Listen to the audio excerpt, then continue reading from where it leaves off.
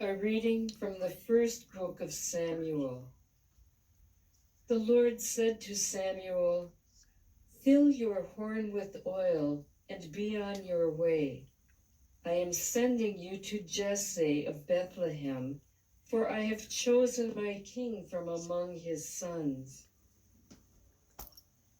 As Jesse and his sons came to the sacrifice, Samuel looked at Eliab and thought, "Surely the Lord's anointed is here before him." But the Lord said to Samuel, "Do not judge from his appearance or from his lofty stature, because I have rejected him. Not as man sees does God see, because man sees the appearance, but the Lord looks into the heart." In the same way, Jesse presented 7 sons before Samuel. But Samuel said to Jesse, "The Lord has not chosen any one of these." Then Samuel asked Jesse, "Are these all the sons you have?" Jesse replied, "There is still the youngest who is tending the sheep." Samuel said to Jesse, "Send for him. We will not begin the sacrificial banquet until he arrives here." Jesse sent and had the young man brought to them. He was ruddy, a youth handsome to behold and making a splendid appearance. The Lord said, "There, anoint him, for this is the one." Then Samuel, with the horn of oil in hand, anointed David in the presence of his brothers.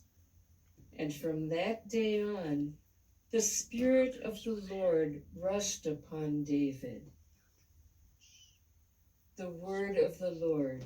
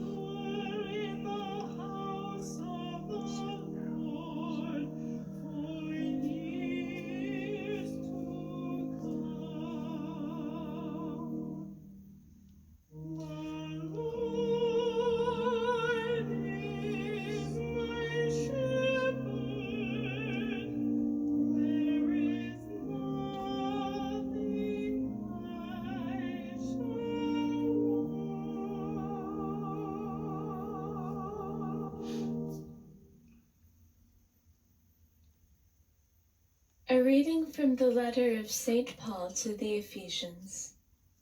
Brothers and sisters, you were once darkness, but now you are light in the Lord. Live as children of light, for light produces every kind of goodness and righteousness and truth. Try to learn what is pleasing to the Lord. Take no part in the fruitless works of darkness. Rather, expose them, for it is shameful even to mention the things done by them in secret. But everything exposed by the light becomes visible, for everything that becomes visible is light. Therefore it says, "Awake, O sleeper, and arise from the dead, and Christ will give you light." The word of the Lord.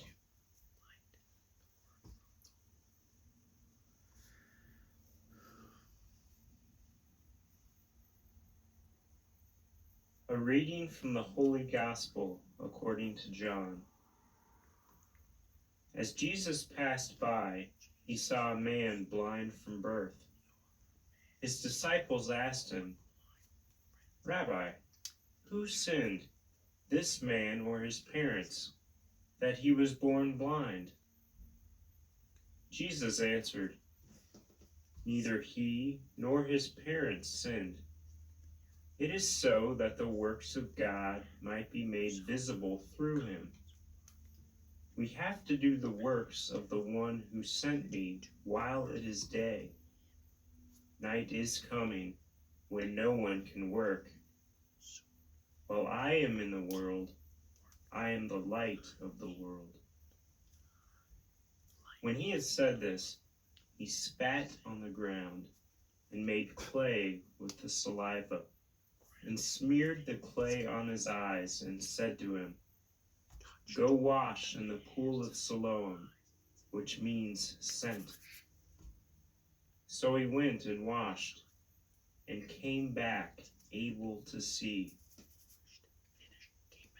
His neighbors and those who had seen him earlier as a beggar said, "Isn't this the one who used to sit and beg?"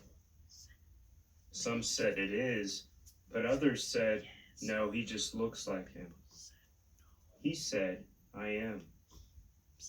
So they said to him, "How were your eyes opened?" He replied, "The man called Jesus made clay and anointed my eyes and told me, 'Go to Siloam and wash.' So I went there and washed and was able to see." And they said to him, "Where is he?" He said, "I don't know." They brought the one who was once blind to the Pharisees. Now Jesus had made clay and opened his eyes on a Sabbath. So then the Pharisees also asked him how he was able to see. He said to them, "He put clay on my eyes, and I washed, and now I can see." So some of the Pharisees said, "This man is not from God, because he does not keep the Sabbath." But others said, "How can a sinful man do such signs?" And there was a division among them. So they said to the blind man again, "What do you have to say about him, since he opened your eyes?" He said, "He is a prophet." Now the Jews did not believe that he had been blind and gained his sight until they summoned the parents of the one who had gained his sight. They asked them, "Is this your son, who you say was born blind? How does he now see?" His parents answered and said, "We know that this is our son and that he was born blind. We do not know how he sees now, nor do we know who opened his eyes. Ask him. He is of age. He can speak for himself." His parents said this because they were afraid of the Jews, For the Jews had already agreed that if anyone acknowledged him as the Christ, he would be expelled from the synagogue. For this reason, his parents said, "He is of age, question him." So a second time they called the man who had been blind and said to him, "Give God the praise. We know that this man is a sinner." He replied, "If he is a sinner, I do not know. One thing I do know is that I was blind and now I see." So they said to him, "What did he do to you? How did he open your eyes?" He answered them, "I told you already, and you did not listen. Why do you want to hear it again? Do you want to become his disciples too?" They ridiculed him and said, "You are that man's disciple. We are disciples of Moses. We know that God spoke to Moses, but we do not know where this one is from." The man answered and said to them, "This is what is so amazing, that you do not know where he is from, yet he opened my eyes. We know that God does not listen to sinners, but if one is devout and does his will, he listens to him. It is unheard of that anyone ever opened the eyes of a person born blind. If this man were not from God, he would not be able to do anything." They answered and said to him, "You were born totally in sin, and are you trying to teach us?" Then they threw him out. When Jesus heard that they had thrown him out, he found him and said, "Do you believe in the Son of Man?" He answered and said, "Who is he, sir, that I may believe in him?" Jesus said to him, "You have seen him. The one speaking with you is he." He said, "I do believe, Lord," and he worshipped him. Then Jesus said, "I came into this world for judgment, so that those who do not see might see, and those who do see might become blind." Some of the Pharisees who were with him heard this and said to him, "Surely we are not also blind, are we?" Jesus said to them, "If you were blind, you would have no sin. But now you are saying, 'We see,' so your sin remains." The Gospel of the Lord.